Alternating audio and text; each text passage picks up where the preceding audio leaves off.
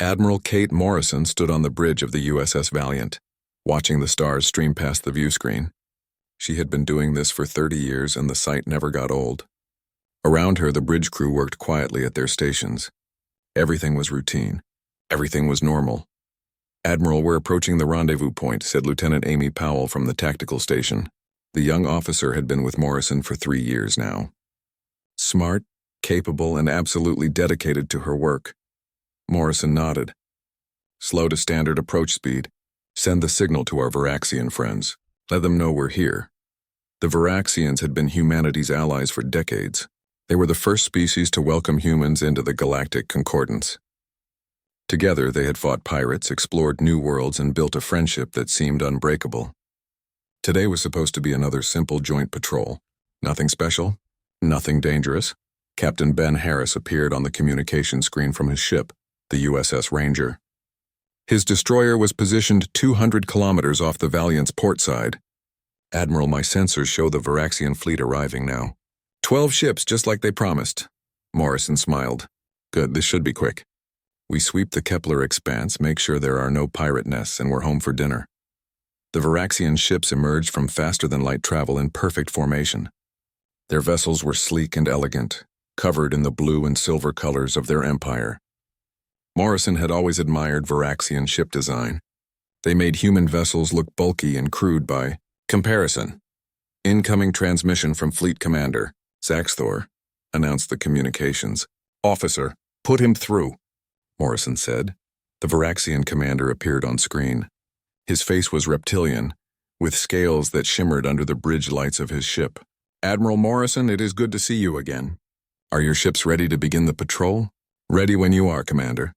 "Shall we proceed?" "Yes, let us begin." The screen went dark. Morrison turned to Amy Powell. "All right, Lieutenant. Take us into the expanse. Standard search pattern." But something felt wrong. Morrison couldn't explain it. She had learned to trust her instincts over 3 decades of service. Right now, those instincts were screaming at her. "Admiral." Amy was looking at her with concern. "It's nothing," Morrison said, but she moved closer to the tactical display anyway. Something was bothering her about the Varaxian formation. They were positioned strangely, almost like they were surrounding the human ships rather than joining them. Then everything happened at once. The Varaxian ships opened fire. There was no warning. No demand for surrender. No explanation. One moment there was peace. The next moment energy weapons tore through space, slamming into human vessels with devastating accuracy. "Shields up." "Return fire!" Morrison shouted, but she was already too late. The USS Ranger exploded. Captain Ben Harris and his entire crew of 300 vanished in a ball of fire. Morrison watched in horror as the ship she had been talking to moments ago simply ceased to exist. "They're targeting our engines," Amy screamed. "They know exactly where to hit us." Of course they did. The Varaxians had trained with human forces for years. They knew every weakness, every vulnerable point on every human ship design. This wasn't a random attack. This was planned. This was murder. Morrison's mind raced. She grabbed the communication controls. "All human ships, emergency jump. Get out of here now." But the Varaxians had thought of that too. Their weapons specifically targeted the faster-than-light drives on every human vessel. Ships that tried to jump found their systems dead or exploding. They were trapped. The battle was not a battle. It was a slaughter. Morrison watched her fleet die around her. The USS Liberty took a direct hit to the bridge and went dark. The USS Freedom broke in half under sustained fire. The USS Justice exploded when her reactor went critical. Ships that had names like Hope and Liberty and Victory were being erased from existence. "We've lost 70% of the fleet," Commander Greg Stone reported from the engineering station. His voice was shaking. "Admiral, we have to do something." But what could she do? The Varaxians outnumbered them. They had the element of surprise, and they were fighting with a ruthlessness that Morrison had never seen before. "Amy, redirect all power to engines and shields. Forget the weapons. We need to survive." The Valiant shuddered as another blast hit the shields. Sparks flew from control panels. The lights flickered. Morrison held onto her chair as the deck tilted beneath her feet. "Admiral, I'm picking up transmissions from the other concordant species," said the communications officer. "They're coordinating with the Varaxians. They're all attacking human ships throughout the sector." Morrison felt her blood turn cold. This wasn't just the Varaxians. This was everyone. Every species humanity had called friend. Every ally they had trusted. All of them had turned on humanity at the same moment. It was a coordinated betrayal across the entire galaxy. "Get me any ship that can still move," Morrison ordered. "We're getting out of here." Only 37 ships responded. 37 out of 312. The rest were destroyed or disabled. Thousands of people were dead. Thousands more were about to die. Morrison made the hardest decision of her life. "All surviving ships follow my lead. We jump on my mark. Leave the disabled vessels behind." "But Admiral, there are survivors on those ships," Greg protested. "If we stay, we all die. If we go, at least some of us live to fight another day." Morrison's voice was hard. She hated herself for the order, but there was no choice. "Prepare to jump." The Valiant's engines screamed as they built up power. The Varaxians realized what was happening and concentrated their fire. The shields dropped to 20%. Then 10%. "Jump now!" Morrison shouted. Space twisted around the Valiant. The stars stretched into lines. And then they were gone, hurtling through faster than light travel towards safety. Behind them, the massacre continued. Ships that couldn't jump were boarded or destroyed. Human crews were captured or killed. In less than 2 hours, the human presence in this sector was completely eliminated. Morrison collapsed into her chair as the adrenaline faded. Around her, the bridge crew was silent. Some were crying. Others just stared at their screens in shock. "Where are we going?" Amy asked quietly. "Sanctuary Station. It's the only place the Concordance doesn't know about." Morrison pulled up the navigation data. "It's an old research outpost in the outer colonies. We'll regroup there. And then what?" Morrison looked at the young officer. Amy's face was streaked with tears. She had lost friends today. They all had. Then we figure out why this happened, and we make them pay. The journey to Sanctuary Station took 3 days. 3 days of checking systems, treating wounded, and counting the dead. 3 days of silence on the communication channels. 3 days of wondering if they were the only humans left alive in space. When they finally arrived, Sanctuary Station looked exactly like its name suggested. It was a small facility built into an asteroid, hidden away from the major shipping lanes. It had been constructed as a backup location, a place humans could retreat to if things went wrong. Nobody had expected things to go this wrong. Governor Helen Curtis met them in the docking bay. She was a short woman with gray hair and a no-nonsense attitude. She had been running Sanctuary Station for 15 years, keeping it ready for an emergency. "Admiral Morrison," she said, "I've been monitoring the long-range channels. The attack wasn't limited to your sector. It was everywhere. Every human military vessel in Concordant space was hit simultaneously." Morrison felt the weight of those words. "How many survived?" "We don't know yet. Communication is spotty, but from what we can tell, you have one of the larger surviving groups." They moved to the station's command center. It was a small room compared to the Valiant's bridge, but it had sophisticated monitoring equipment. Governor Curtis pulled up a star map. Red dots marked locations where human ships had been destroyed. There were hundreds of them. Thousands of them. The entire map was covered in red. 89,000 personnel confirmed dead, Curtis said quietly. Thousands more missing and presumed dead. The human military fleet is effectively destroyed. Morrison studied the map. Her fleet, her people, her friends, all gone. And for what? "I've been analyzing the attack patterns," Curtis continued. This was planned years in advance. The Concordance knew exactly where every human ship would be. They knew our patrol routes, our defensive positions, everything. They waited until our forces were maximally dispersed, then hit us all at once. "Why?" Greg Stone asked. "We were allies. We fought beside them. We shared our technology, our culture. Why would they do this?" Curtis pulled up another file. "I managed to intercept some Concordance communication. It's encrypted, but our systems cracked it. You need to hear this." She played an audio recording. The voice was translated into English, but the original speaker was clearly alien. "The human species has proven too dangerous to coexist with. Their rate of technological advancement threatens the stability of the Concordance. Their aggressive nature and rapid expansion must be curtailed. The Council has voted. Humanity must be eliminated." The room went silent. "They were afraid of us," Amy said. "They killed us because they were afraid." Morrison felt rage building inside her. Cold, focused rage. "Get Dr. Lisa." The conference room on Sanctuary Station was never meant to hold this many people. Officers crowded around the table, leaned against walls, and stood in the doorway. Every one of them had lost friends. Every one of them wanted answers. Admiral Kate Morrison stood at the head of the table, looking at faces that showed exhaustion, rage, and grief. These were the survivors, the ones who had made it out when so many others had died. Now they needed to decide what came next. "Let's start with the numbers," Morrison said. She pulled up a display on the wall screen. 312 ships destroyed. 89,000 confirmed dead. 37 ships survived with varying degrees of damage. Current personnel count is 4,200. The numbers hung in the air like a death sentence. 4,000 people left from a fleet that had numbered nearly 90,000. The silence in the room was heavy. Captain Ryan Fletcher spoke first. He still wore the torn uniform from his escape. "Admiral, I was there when the Liberty died. The Varaxians knew exactly where to hit us. They targeted the bridge first, then the engine room, then life support. They had diagrams. They had plans. This wasn't a sudden decision." "Commander Shaw, what does your intelligence data tell us?" Morrison asked. Diane Shaw was a thin woman with sharp eyes. She had been an intelligence analyst for 20 years, and right now her skills were more valuable than any weapon. She pulled up files on her tablet.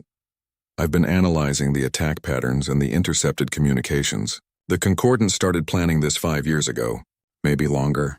They held secret council meetings that excluded human representatives. They coordinated attack times down to the second. Every species participated." "Every species?" Colonel Jake Turner asked. The Marine commander had barely slept since arriving at Sanctuary Station. His hands were still bandaged from the fighting on the station he had escaped from. "Every single one," Shaw confirmed. "The Varaxians, the Cravathi, the Solinari, the Drell, all 12 species. They all voted for this. They all agreed that humanity needed to be eliminated." Morrison pulled up another file. "We have recordings of the council debate. Does everyone want to hear it, or should I just summarize?" "Play it," Amy Powell said. The young lieutenant sat near the back of the room. "I want to hear them say it." Morrison pressed play. The voice that came through the speakers was translated by computer, but the meaning was clear. "The human species advances too quickly. In 70 years they have matched technological achievements that took us centuries. They are aggressive, expansionist, and unpredictable. If we wait another 50 years, they will surpass us. We must act now while we still can." Another voice joined in. "I agree. Humans are dangerous. They do not think like us. They take risks we would never take. They push boundaries we have learned to respect. They will destabilize everything we have built." A third voice, this one colder. "Then we are agreed. Humanity cannot be allowed to continue. We will strike simultaneously across all sectors. We will show no mercy. We will eliminate the threat completely." Morrison stopped the recording. Several officers were shaking with anger. Others looked sick. "They killed us because we were successful," Greg Stone said quietly. "They killed us because we were good at what we did." "They killed us because they were afraid," Morrison corrected. "And now we need to decide how to respond." Governor Helen Curtis, who had been standing quietly in the corner, stepped forward. "Admiral, forgive me, but what can we do? We have 37 damaged ships and 4,000 people. The Concordance has thousands of ships and billions of people. Even if every one of us was willing to die, we couldn't make a dent in their forces." "That would be true," Morrison said, "if we were using conventional weapons and conventional tactics. But we're not going to do that." She pulled up a new file on the screen. It was marked with warning symbols and classified stamps. 3 days ago, I made a call using an emergency code. I spoke with Admiral Frank Wade. He's the commander of something called Installation Black. "Never heard of it," Turner said. "You weren't supposed to." "Nobody was. Installation Black is a secret military research facility. It doesn't appear on any official records. The funding comes from black budget programs that even most government officials don't know about. It was created 50 years ago with one purpose: to develop weapons too dangerous to use in peacetime." Morrison let that sink in.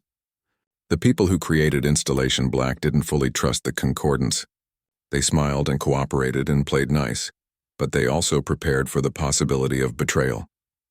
They built weapons that could destroy entire fleets, and they hid those weapons where the Concordance would never find them. Amy Powell leaned forward. "What kind of weapons?" "The kind that will make the Concordance regret every decision they've made. Admiral Wade has invited us to Installation Black. He's going to show us everything. And then we're going to use it." "When do we leave?" Turner asked. "Tomorrow." I'm taking the Valiant and 6 other ships. The rest of you will stay here and continue repairs. Commander Shaw, I need you to compile a complete intelligence package on every concordant species.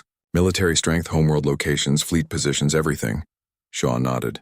Already working on it. Captain Fletcher, you're with me. Lieutenant Powell, you too. Colonel Turner, I want you to stay here and organize defensive positions. If the Concordance finds this station, I want it to be able to hold out. Yes, ma'am. Morrison looked around the room. I know what I'm asking. I know the odds are against us. But I will not let those 89,000 deaths go unanswered. I will not let humanity die quietly. We're going to hit back and we're going to hit hard. Anyone who doesn't want to be part of this can leave now. No judgment, no shame. Nobody moved. Good, get some rest. We have a long road ahead of us. The journey to Installation Black took 2 days. The facility was hidden in a remote star system, far from any major trade routes. It had been operating for 50 years without anyone outside of a small circle knowing it existed. When the Valiant arrived, Morrison saw why it had stayed hidden so long. The installation wasn't on a planet or a station. It was built inside a massive asteroid that had been hollowed out and reinforced. From the outside, it looked like just another rock floating in space. From the inside, it was a technological marvel. Admiral Frank Wade met them in the docking bay. He was an older man, probably in his 70s, with white hair and steady eyes. He wore an unmarked uniform with no insignia or rank markers. Admiral Morrison, he said, shaking her hand. I wish we were meeting under better circumstances. So do I. Thank you for agreeing to see us. I've been expecting this day for a long time. I just hoped it would never come. Follow me. There's a lot to show you. Wade led them through corridors carved into solid rock. The walls were lined with metal and filled with equipment Morrison didn't recognize. They passed laboratories where scientists worked on projects behind sealed doors. They passed storage facilities stacked with containers marked with warning symbols. Finally, they reached a command center that overlooked the main research bay. Through the windows, Morrison could see a massive space filled with ships, weapons, and technology that looked like something from a science fiction story. What is all this? Amy Powell asked, her eyes wide. This is humanity's insurance policy, Wade said. When we joined the Concordance, the politicians wanted to trust completely. But some of us in the military weren't so sure. We remembered Earth's history. We remembered how many times trust had been betrayed. So we built this place. He pulled up displays showing various projects. We've been developing weapons and technology in secret for 50 years. Weapons that break every treaty we signed with the Concordance. Weapons that would have gotten us expelled from the Alliance if they had been discovered. But now that they've tried to kill us all, I don't think treaties matter anymore. Morrison studied the displays. What can you give us? Everything. Hunter-killer drones that self-replicate and learn from every battle. Quantum displacement warheads that can phase through any known shield. Neurological weapons that affect alien biology but leave humans untouched. Ships with stealth systems that make them completely invisible to Concordance sensors. And that's just the beginning. Captain Fletcher whistled low. How did you keep this secret for so long? Very carefully. We recruited only the most loyal personnel. We falsified records. We hid funding in civilian projects. And we never ever got caught. Until now, only about 500 people knew this place existed. That's about to change. Wade led them to another section of the facility. Here, scientists were working on what looked like biological samples. This is Dr. Karen Lee, Wade said, introducing a woman in a lab coat. She's our head of xenobiology research. Dr. Lee nodded to them. Admiral Morrison, I've been preparing for your arrival. We have biological agents tailored to every concordant species. Non-lethal options if you want to disable rather than kill. Lethal options if you don't.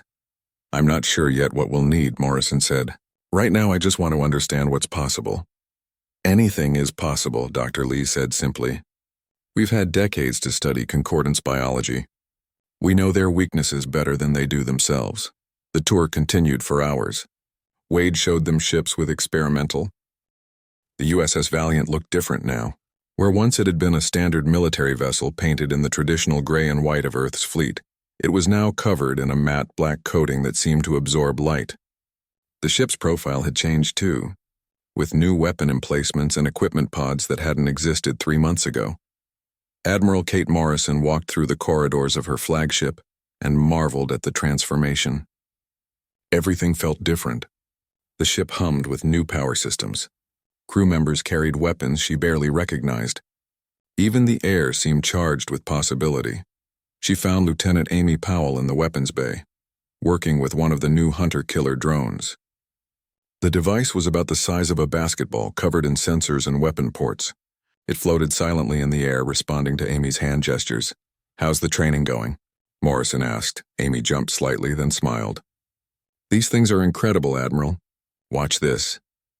She made a complex gesture and the drone zipped across the bay, weaving between obstacles with impossible precision. They learn from every movement. They adapt. After just a few days of practice, they already know how I think. And in combat? In combat, they'll be devastating. Each drone can take out a fighter craft or damage a larger ship, and they replicate themselves using materials from destroyed vessels. The more the enemy shoots at them, the more drones we have. Morrison watched the drone perform an intricate aerial maneuver. The Concordance has never seen anything like this. No, ma'am. They haven't, and they're not ready for it. Morrison left Amy to her training and continued through the ship. In the engineering section, she found Commander Greg Stone working with the new quantum displacement drives. The engineer looked exhausted but excited. "Admiral, you have to see this," he said, pulling up a display. "These drives don't just move us faster than the old ones. They let us phase partially out of normal space. We can pass through solid objects. Enemy shots just go right through us. What are the limitations? We can only stay phased for about 30 seconds at a time, and we need a 5-minute cooldown between uses. But in a fight, 30 seconds of invulnerability could mean the difference between life and death." Morrison nodded. "Good work, Commander. Make sure every ship in the fleet has these installed and tested before we leave." "Already done, ma'am. We've been working around the clock." Morrison's next stop was the medical bay, where Dr. Marcus Webb was training staff on the neurological weapons. The doctor was a quiet man who had spent 20 years in military medicine. Right now he looked deeply uncomfortable with what he was teaching.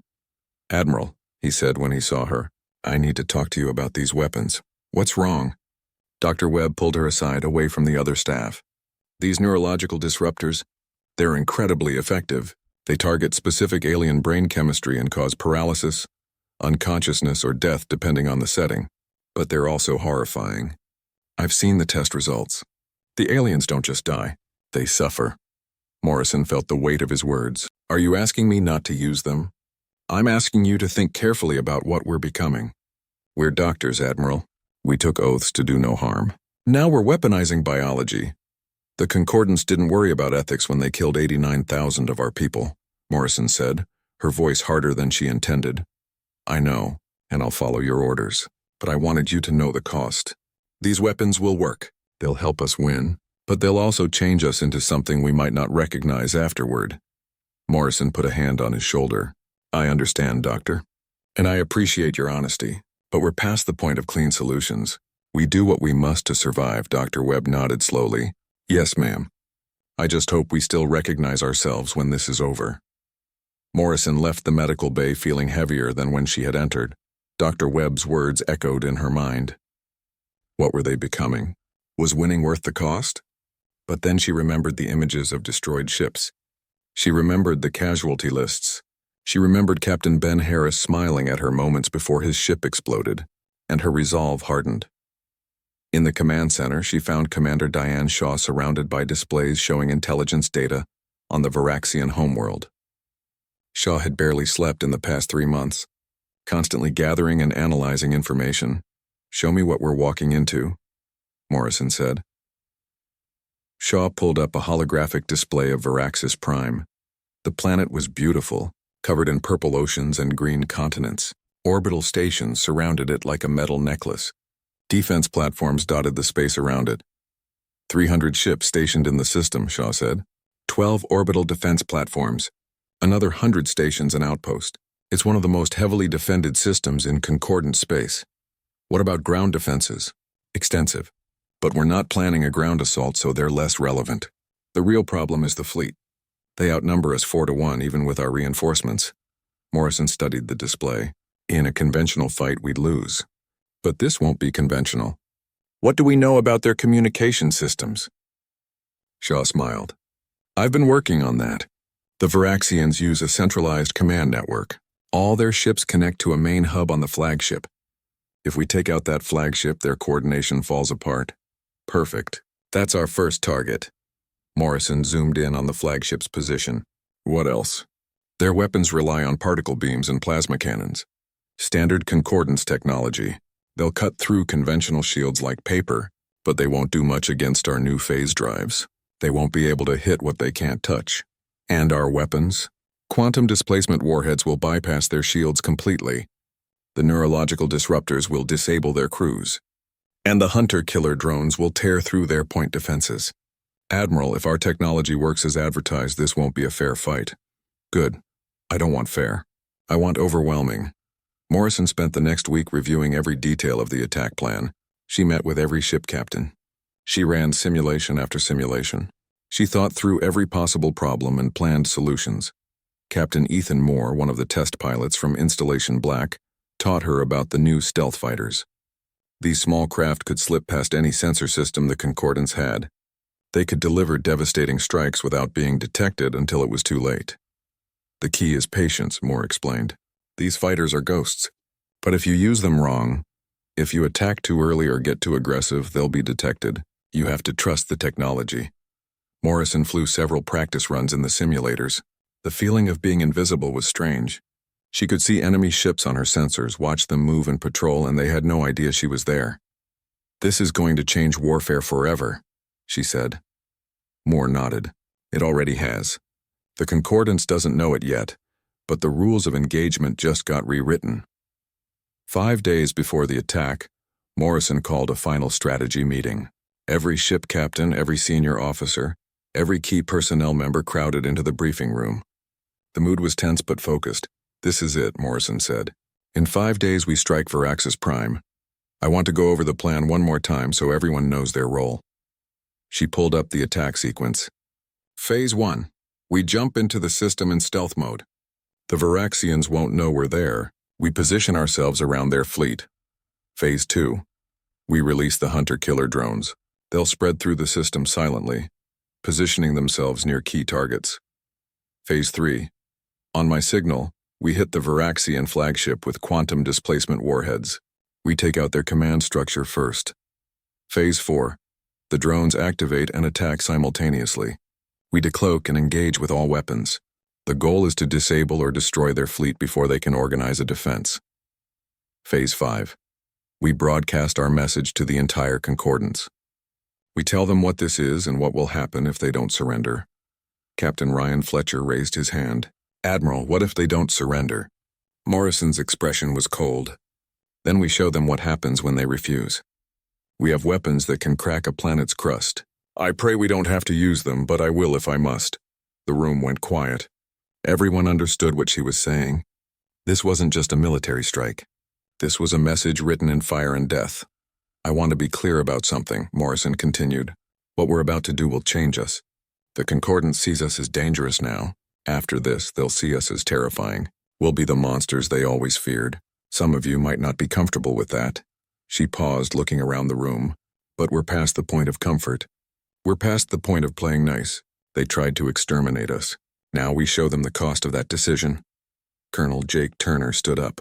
Admiral, my Marines are ready. Whatever you need, whenever you need it. We're with you. One by one, every officer in the room stood and voiced their agreement. Morrison felt pride and sorrow mixing together. These people were willing to follow her into hell.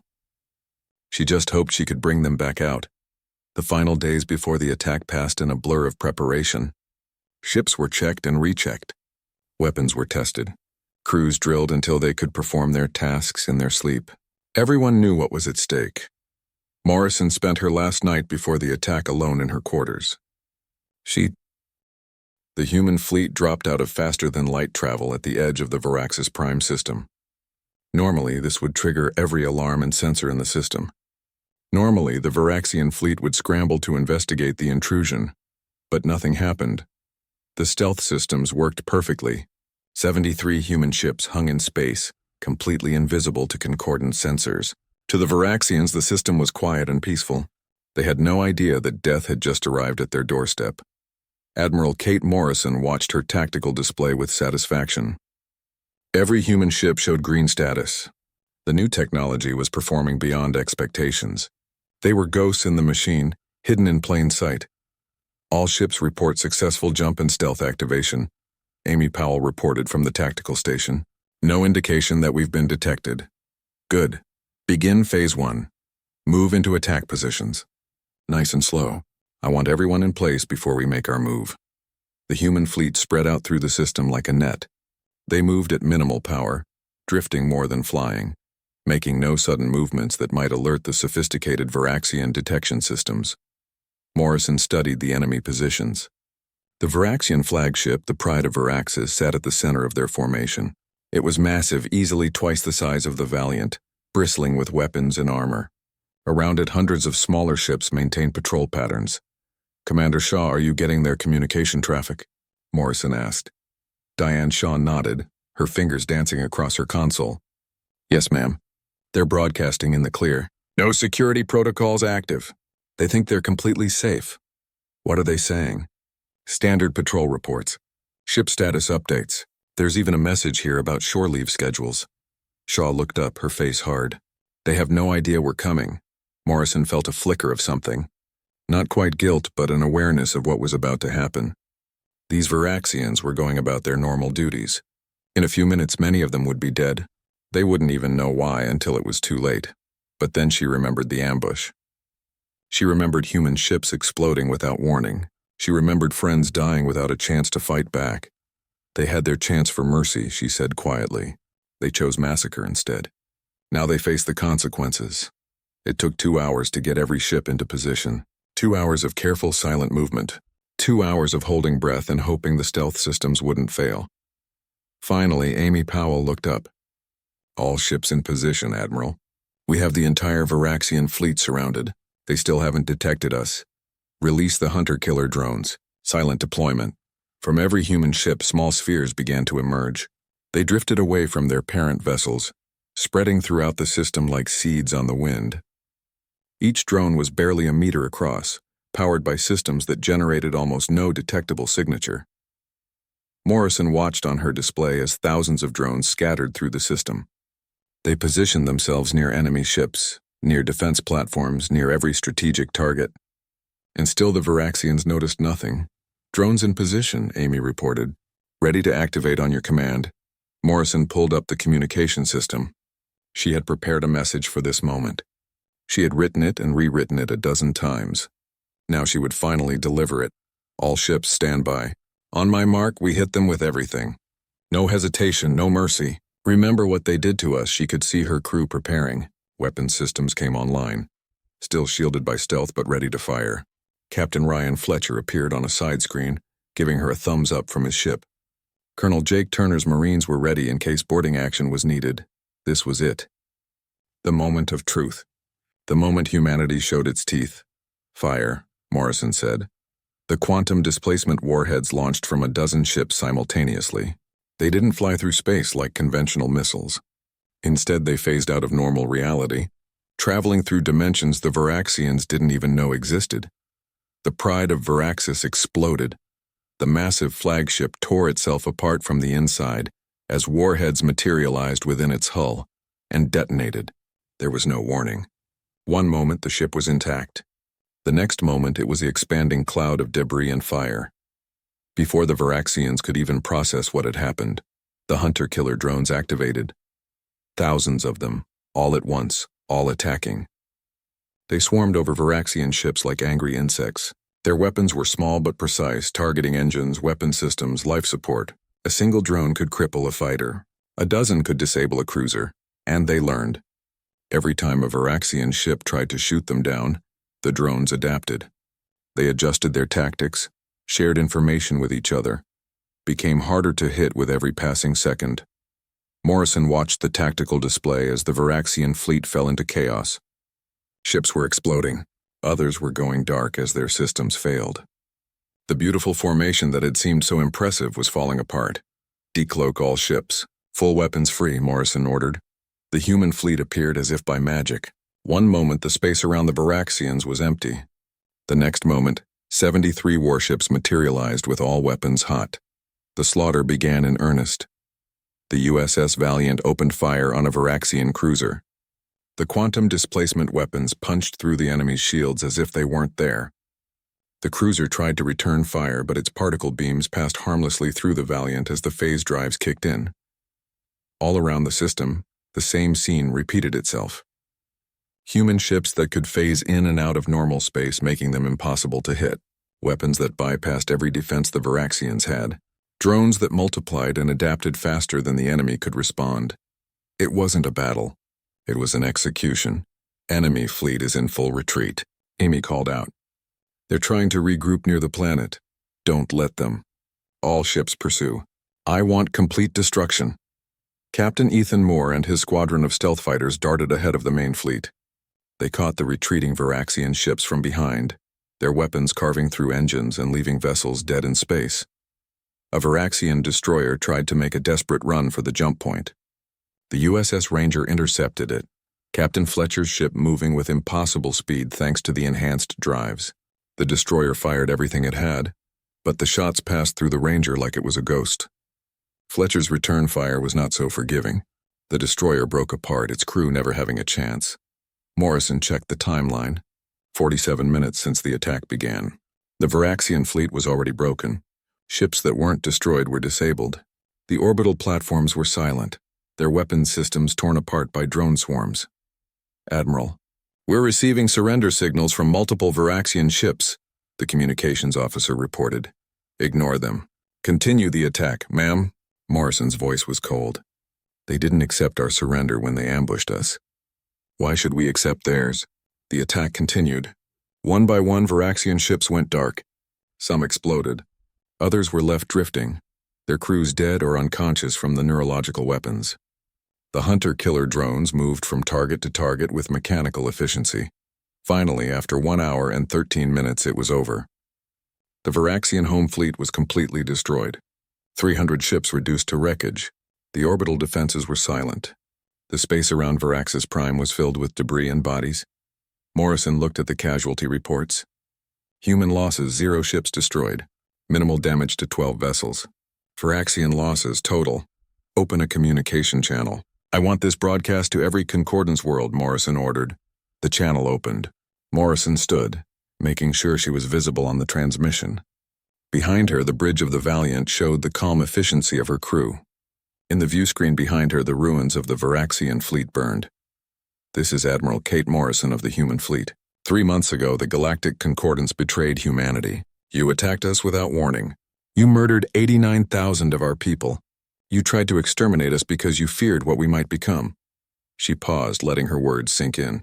Today you learned that your fears were justified. The fleet you just saw destroyed was one of the strongest in Concordance space. It lasted 73 minutes against us. 73 minutes. We have weapons you cannot defend against. We have technology you cannot detect. We have the will to use them both. For decades we played by your rules. We respected your treaties. We tried to be good allies, and you repaid us with treachery. Morrison's voice grew harder. No more. From this moment, humanity offers the Concordance a choice. Surrender unconditionally, or face what the Varaxians just faced. Every world, every fleet, every station. We will dismantle everything you have built. You have 48 hours to respond. After that, we will begin systematically destroying every military asset in Concordance space. We will not stop until you surrender or until there is nothing left. You wanted to eliminate us because we were dangerous. Congratulations. You were right. Morrison ended the transmission. The bridge was silent. Everyone was processing what had just happened. What they had just done. Set course for the rally point, Morrison ordered. We'll wait there for the Concordance response. As the human fleet prepared to leave, Morrison pulled up the tactical recording of the battle. She watched it again, seeing the Varaxian ships. 1 year had passed since the betrayal. 1 year since 89,000 humans died in an ambush they never saw coming. 1 year since Admiral Kate Morrison decided that humanity would not go quietly into extinction. Now she stood in the command center of Sanctuary Station, looking at a very different galaxy. The star map on the wall was covered in blue markers. Each one represented a world under human control or protection. There were hundreds of them. Where once the Galactic Concordance had ruled supreme, Now humanity held the reins of power. Latest reports from the occupation forces, Colonel Jake Turner said, handing Morrison a tablet. The Marine commander looked older now, worn down by a year of constant warfare. They all looked older. Morrison scanned the reports. 6 concordant species had surrendered completely within the first 3 months. 3 more had tried to negotiate, and then surrendered after watching their fleets disappear. 2 species had attempted to flee beyond known space, but human ships with faster drives had followed them and forced their surrender. Only the Cravathi had truly resisted. They had made their last stand at their stronghold system, throwing everything they had at the human fleet. It hadn't been enough. Any problems with the Cravathi survivors? Morrison asked. Nothing serious. They're complying with the disarmament protocols. Most of them seem relieved that we stopped short of complete extermination. Morrison nodded. The Cravathi had expected to be wiped out after their resistance. Instead, Morrison had offered the same terms as everyone else: surrender, disarm, and accept human oversight. The fact that she had shown mercy after such defiance had shocked the galaxy. Of course, showing mercy was easier after you had demonstrated that you could destroy an entire star system if necessary. The dimensional collapse weapon had been used only once, on an uninhabited system. But every species in the galaxy had seen the recording. They had watched an entire solar system simply vanish from normal space, erased as if it had never existed. After that, resistance had crumbled. Admiral, Ambassador Claire Jensen is here for the meeting, Commander Diane Shaw announced. Morrison straightened her uniform. Send her in. Claire Jensen was everything Morrison was not. Where Morrison was military, precise, and hard, Jensen was diplomatic, charming, and flexible. She had been appointed as humanity's face to the galaxy, the person who would help build the new order after Morrison had torn down the old one. Admiral, Jensen said, smiling. Good to see you. I have the proposals from the Concordance Council. Or what's left of it anyway. Show me. Jensen pulled up documents on the display. They're asking for more autonomy in managing their internal affairs. They want to reduce the number of human monitoring stations, and they're requesting that we return some of their military capability, just enough for local defense. Morrison read through the proposals. They were reasonable, actually. The concordant species weren't asking for much, just enough freedom to not feel completely conquered. What do you think? Morrison asked. I think we should agree to most of it. We've made our point. We've shown that we're the dominant power. Now we need to decide if we want to rule through fear or through cooperation. Can we trust them? Jensen was quiet for a moment. That's the question, isn't it? They betrayed us once.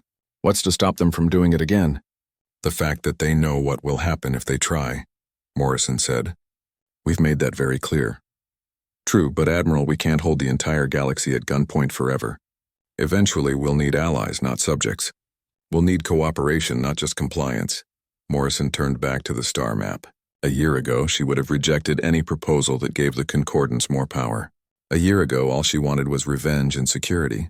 But a year was a long time, and she had seen what total dominance looked like. She had seen conquered species living in fear. She had seen children look at human soldiers with terror in their eyes. She had seen what humanity had become.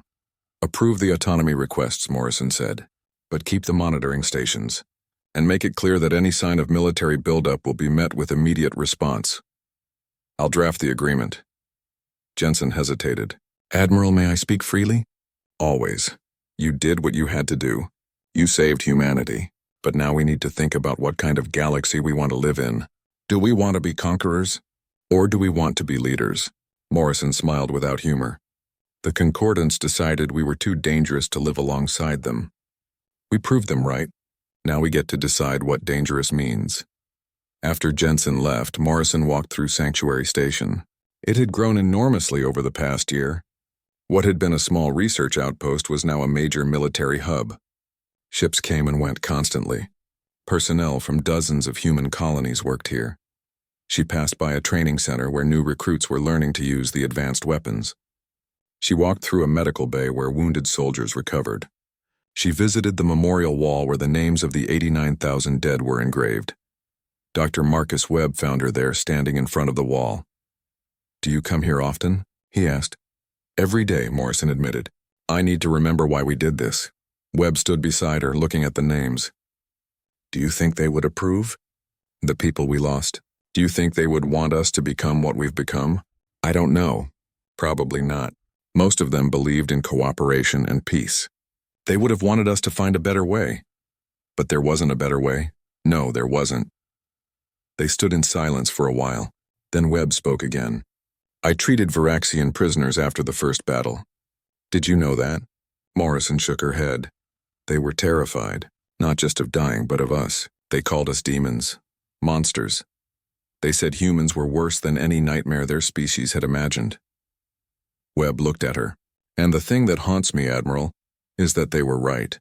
We are monsters. We just happen to be their monsters. Morrison didn't have an answer for that. What could she say? That they had no choice? That survival justified everything? Those were true, but they didn't make it better. The weapons we gave you, Webb continued, the neurological disruptors. Do you know what they do to the brain? They don't just kill. They cause seizures, hallucinations, terror. The victims die knowing that something is destroying their mind from the inside. It's one of the most horrible ways to die. I know. And you use them anyway. Yes, because they worked. Because they made the enemy surrender faster. Because every day this war continued, more people died. Morrison turned to face him. Do you want me to apologize, Doctor? Do you want me to say I regret it? No, I want you to remember it. I want you to carry the weight of what we've done. Because someone needs to. Webb walked away, leaving Morrison alone with the wall of names. She ran her fingers over the engraved letters. So many people, so many lives cut short. A communication alert chimed. Morrison pulled out her tablet to read the message. It was from Admiral Frank Wade. Admiral Morrison, I've been reviewing the occupation reports. You've done remarkable work. In 1 year, you've reshaped the entire galactic power structure. Humanity is safe. We're strong. We're respected, even if that respect is built on fear. But I want to ask you something. Now that you've won, what do you do with the victory? Do you keep humanity's boot on the galaxy's throat forever? Or do you find a way to build something better? The weapons we gave you were meant to ensure survival. You've done that. Now you need to figure out what comes after survival. You need to decide what kind of legacy you want to leave. The galaxy will never forget what you did. Make sure it was worth remembering. Morrison closed the message and made her way to the command center. A council meeting was scheduled, and she needed to make some important decisions. The council chamber was filled with human leaders from across known space. Military commanders, civilian governors, scientists, and diplomats, all of them waiting to hear what came next. General Roy Chapman spoke first. Admiral, my occupation forces are spread thin. We're managing 12 major worlds and hundreds of smaller colonies. The troops are exhausted. We need to either commit more resources or reduce our presence. We can't reduce presence, Colonel Turner argued. The moment we show weakness, someone will try to rebel. But we also can't maintain this level of military presence indefinitely, said Governor Helen Curtis. Our economy is straining under the cost. We're spending everything on weapons and occupation, and nothing on growth and development. Morrison listened to them debate. They were all right in their own way. The occupation was necessary but unsustainable. They needed security but also stability. They needed to be strong but not cruel. I have a proposal, Morrison said, and the room went quiet. We established the Human Imperium as a formal government structure. Not just a military occupation, but an actual political entity. She pulled up a document she had been working on. We create a council system. Humans hold the majority and final authority. But we allow concordant species to have representatives. They get to participate in their own governance, but under our oversight. We reduce military presence on compliant worlds, but we make it clear that any sign of aggression, any attempt at rearmament will be met with overwhelming force.